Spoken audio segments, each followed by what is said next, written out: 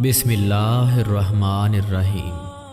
حضرت غوث اعظم رحمۃ اللہ علیہ ارشاد فرماتے ہیں، تو خدا سے اتصال چاہتا ہے تو اس کے سوا ہر متصل چیز کو قطع کر اور اپنے آپ سے اور جملہ ماسوا اللہ سے رخ پھیر لے۔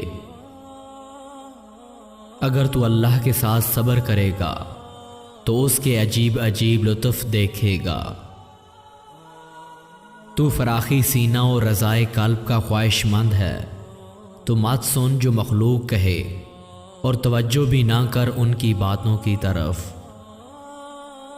تو غنی و فقیر کے درمیان دونوں کو آپس میں آتے وقت کچھ فرق پائے تو ہرگز تجھے فلاح نصیب نہ ہوگی۔ تو دنیا اور آخرت کی بادشاہت چاہتا ہے تو اپنے آپ کو اللہ کے حوالے کر دے، پس اپنے نفس پر اور دوسروں پر حاکم سردار بن جائے گا۔ اگر تو اللہ والوں کا دنیا و آخرت میں ساتھ چاہتا ہے تو حق تعالیٰ کے ارشادات و افعال اور ارادہ میں اس کی موافقت کر۔ تو نے ان کے دروازے سے منہ پھیر لیا اور حق تعالیٰ کے دروازے کی طرف رخ کر لیا تو وہ خود نکل کر تمہارے پیچھے آئیں گے۔ تم حق تعالیٰ سے عقل مانگو۔ تم قرآن پر عمل نہ کرو گے اور اس کے احکام کو مضبوط نہ تھامو گے تو تمہارے قلوب کو مسک اور ان کو اپنے دروازے سے دور کر دے گا۔ تم اس کو پہچانتے تو اس کی سزاؤں کو بھی پہچانتے۔ اس کے ساتھ اور مخلوق کے ساتھ اچھے ادب کا برتاؤ کرو اور غیر حاصل کلام کو کام کرو۔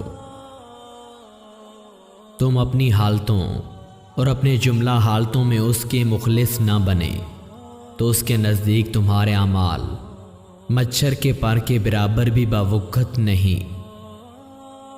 اگر تجھ کو مرغوب تباہ چیزیں میسر نہ آئیں تو اپنے نفس کو صابر بنا لے۔ تجھ کو علم ہوتا کہ دنیا تیرے ٹکڑے کر رہی ہے تو کبھی اس کو نہ مانگتا۔